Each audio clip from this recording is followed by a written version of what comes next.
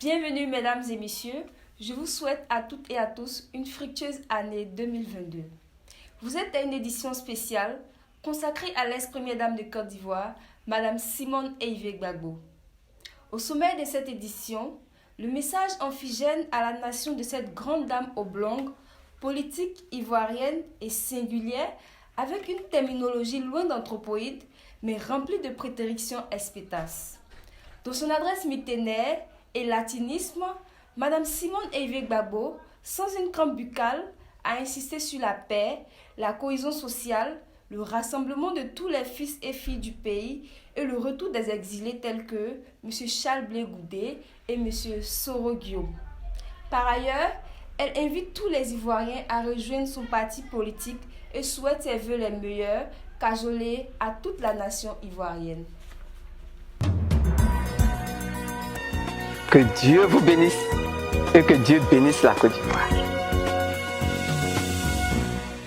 Bonjour et bienvenue dans cette édition spéciale de la nouvelle année. À l'occasion de la nouvelle année, les fêtes longitudinales de fin d'année, comme de coutume ou rite, sinon cela pourrait ressembler à une syphose protubérance et même péninsulaire hypothalassique. En effet, le fleuron des Ivoiriens, Mme Simone Eivé Gbagbo, est première dame de Côte d'Ivoire et ex-députée d'Abobo. C'est adressé à toute la nation ivoirienne un message plein de sens qui a relevé les différents aspects de la vie politique en Côte d'Ivoire, mais loin d'un radotage et faribole. Cette grande dame politique ivoirienne qui fut ces derniers temps snobée par des dévots vénal, ostrogoth et huluberlu.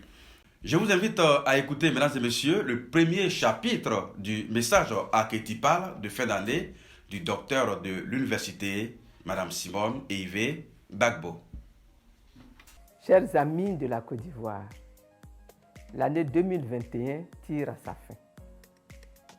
Cette année aura été marquée par un grand soulagement du cœur des Ivoiriens.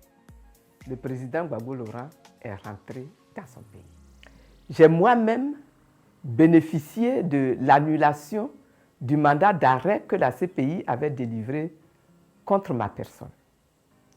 Que l'Éternel soit béni pour cette clémence. Ces événements n'ont cependant pas suffi à résorber tous les problèmes qui persiste depuis 2011 dans notre pays et que nous en subissons les conséquences aujourd'hui encore. De nombreux compatriotes, dont des militaires, sont toujours maintenus en prison pour des raisons politiques. De nombreux autres sont encore en exil, en violation de l'article 22 de la Constitution, notre loi fondamentale, qui stipule aucun Ivoirien ne peut être contraint à l'exil.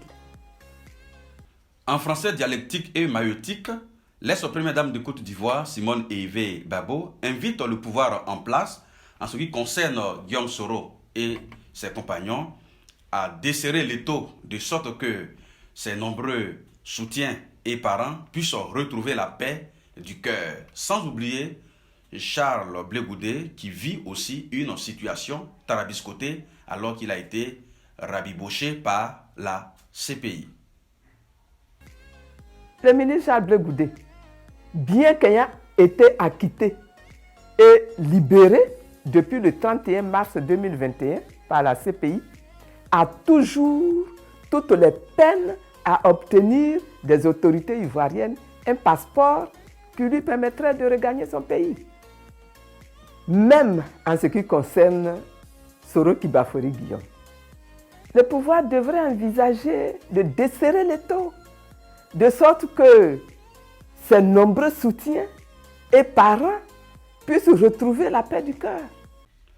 Comme vous le constatez spasmodiquement, la formule aphoriste et aphoristique du message de fin d'année, arpenteur de Mme Simone Eivé Gbagbo. Dans ce chapitre amphigorique et alambiqué chez les méphistophéliques, l'ex-première dame de Côte d'Ivoire et docteur de l'université interpelle le régime sur l'insécurité qui est restée endémique et épisodique dans le quotidien des Ivoiriens, même en milieu scolaire ainsi que dans l'administration publique. Dans le quotidien des Ivoiriens, l'insécurité est restée endémique. En effet, les enlèvements continuent. Et notre pays subit toujours des attaques terroristes à répétition. Des présumés djihadistes sévissent notamment dans le nord et à l'ouest de la Côte d'Ivoire, occasionnant, hélas, de nombreuses pertes en vie humaine. L'école ivoirienne. L'école ivoirienne, quant à elle, se porte toujours mal. Le ministre tente, il est vrai, de la relancer de la bonne manière. Mais les résultats scolaires restent catastrophiques. Et la délinquance dans les rangs des élèves prend de l'ampleur. Plusieurs parmi ces élèves osent adopter les armes et les comportements des microbes et agressent professeurs et passants. Au sommet de nos administrations, des audits ont mis à nu des détournements hallucinants de fonds, de graves malversations financières dont se sont rendus coupables de hauts responsables de l'État. La première dame Simone Eve Babo, une dame céphalopode avec un esprit cajoleux et humaniste, s'est indignée sur l'amplification du phénomène des déguerpissements dans certaines communes d'Abidjan. Une situation vaudevillesque qui a créé la fêlure, crécalure, grunge et baroque chez ces personnes déguerpies. Cette année 2021, surtout, a vu l'amplification du phénomène des déguerpissements. Dans plusieurs communes d'Abidjan, dont Koumassi et Yopougon, des habitations et autres constructions ont été détruites sans ménagement, laissant dans un désarroi total des milliers de familles entières. Des terrains sont arrachés à leurs propriétaires sans dédommagement. Des populations sont déplacées sans disposition préalable de relogement en pleine année scolaire. Et les récentes déclarations du gouvernement à propos de l'aménagement du Grand Abidjan ne sont point rassurantes. Elles annoncent d'autres destructions. Mes chers compatriotes, en ce début d'année 2022, je voudrais nous inviter tous à la promotion de la dignité humaine, au respect du caractère sacré de la vie humaine et à un plus grand respect de nos textes de loi et autres textes réglementaires. L'être humain doit être au centre de nos préoccupations et de nos projets. Madame Simone Eve Babo, qui a une appétence ontologique et consubstantielle pour la paix et le respect de l'être humain, forme le vœu que la réconciliation, élément essentiel du processus de sortie de crise, soit une priorité pour les gouvernants. Et invite par la même occasion le gouvernement à associer à la mise en œuvre du processus de réconciliation et du dialogue inter-ivoirien toutes les forces vives de la nation. Pour Mme Simone Eve Babo, la réconciliation nationale ne peut se faire aussi sans le retour sécurisé des exilés et leur bonne insertion sociale, académique et professionnelle. Qu'enfin sortent de prison tous les détenus d'opinion, civils, militaires. Le faisant, ce n'est pas être inerte, genuflexé ni mollassonne. Pour 2022, je forme le vœu que la réconciliation, élément essentiel du processus de sortie de crise, soit une priorité pour les gouvernants. C'est le gouvernement qui a toute la force dans un pays pour réussir la réconciliation.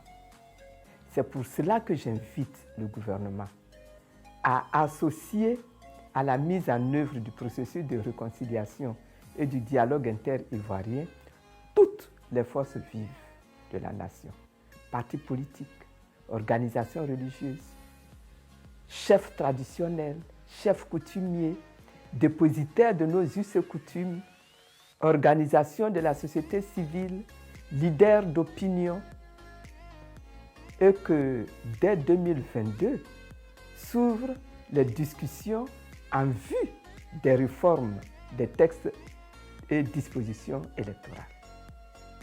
Je souhaite que le gouvernement mette en œuvre pour le retour sécurisé de tous les exilés tout ce qui est possible et que leur bonne insertion sociale, académique et professionnelle soit assurée. Qu'enfin sortent de prison tous les détenus politiques, tous les détenus civils et militaires. À la fin d'une virtuosité bien structurée et succincte, Mme Simone Evé Babo invite tous les Ivoiriens à la rejoindre dans le mouvement des générations capables pour changer véritablement notre nation et transformer les mentalités dépassées, devenues chaldenoptères, héristiques et ostrogoths archétypales. Chers frères et chères sœurs, chers amis de la Côte d'Ivoire, je vous invite à vous associer à moi pour changer véritablement notre nation, pour transformer les mentalités, pour imprimer les valeurs fondamentales en chacun et chacune, pour élever les murs de la Côte d'Ivoire nouvelle et créer dans ce pays une société prospère, économiquement et socialement prospère, politiquement renouvelée et bien intégrée. Rejoignez-moi dans le mouvement des générations capables. Ensemble, levons-nous et bâtissons la nouvelle Côte d'Ivoire. Frères et sœurs, chers amis de la Côte d'Ivoire, je forme pour chacun et chacune d'entre vous des vœux de bonne santé, de longévité, de prospérité à tous égards. Entrons dans les portes de 2022 avec la force et la joie du Seigneur. Que Dieu nous bénisse tous. Que Dieu bénisse la Côte d'Ivoire. C'était la substantifique Moël et Thésaurus de l'adresse à la nation de Mme Simone Evé Babo, ex-première dame de Côte d'Ivoire. Ce n'est pas du labyrinthique et du radotage. Je voudrais encore donc vous souhaiter une bonne et heureuse année 2022. Que Dieu vous garde avec le monde angélisé. C'est la fin de cette édition spéciale qui est loin d'une cyclothymie, encore moins des entorses burlesques à l'orthographe, à la rhétorique, à la syntaxe, à la stylistique et même à la dialectique héristique de la langue française. Ici, il n'y a pas de carence narratologique et frasque linguistique pour arpenter les sinuosités de la langue, pour se faire entendre et passer le message de la première dame Simone Evé Babo. Merci de nous avoir suivis avec votre temps précieux. Bonne et heureuse année 2022 à toutes et à tous. Au revoir. Que Dieu vous bénisse et que Dieu bénisse la Côte d'Ivoire.